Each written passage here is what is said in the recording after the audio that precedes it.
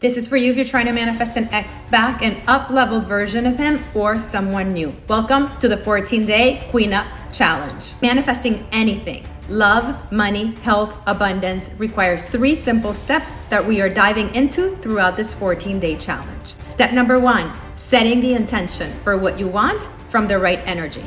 Step number 2, learning to hold space for your manifestation.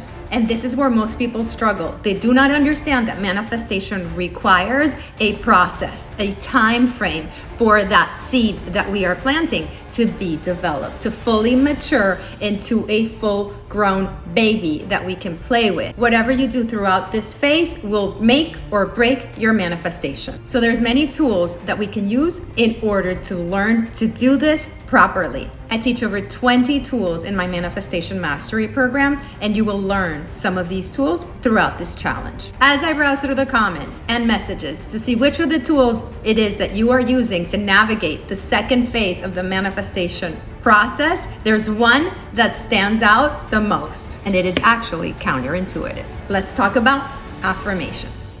Affirmations are sentences that we write as if we already were that person that we want to be. That person that is a perfect vibrational match to the manifestation that we want to create.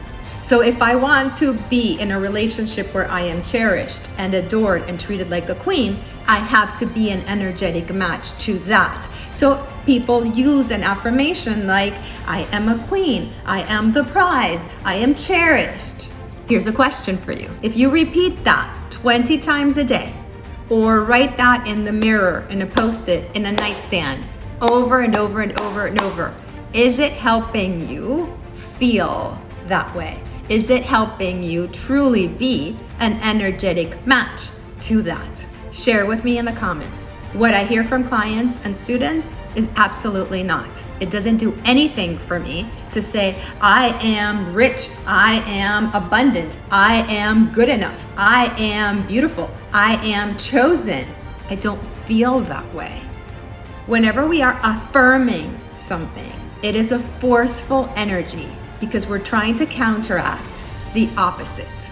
So if I'm feeling not good enough, or I'm feeling abandoned or ignored, and I try to convince myself by affirming, I am good enough, I am chosen, my mind is actually saying, for sure, not happening. So you are activating more resistance. Becoming a masterful manifester requires you learning to use your mind in your favor. Right now, your mind is working against you. So here's your task for today, should you choose to accept it. I want you to come up with an affirmation that doesn't activate resistance, that really represents where you are currently. Something like, I am open to learning new tools to manage the second step of the manifestation process. I am willing to let go of old patterns of thoughts that no longer serve me. I am open to discovering the beauty and gifts within me.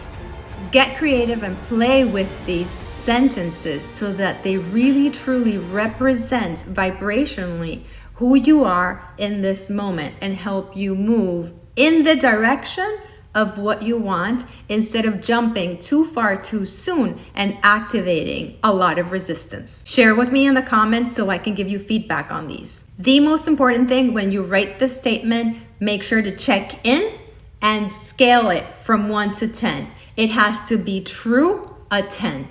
I can't wait to see what you come up with.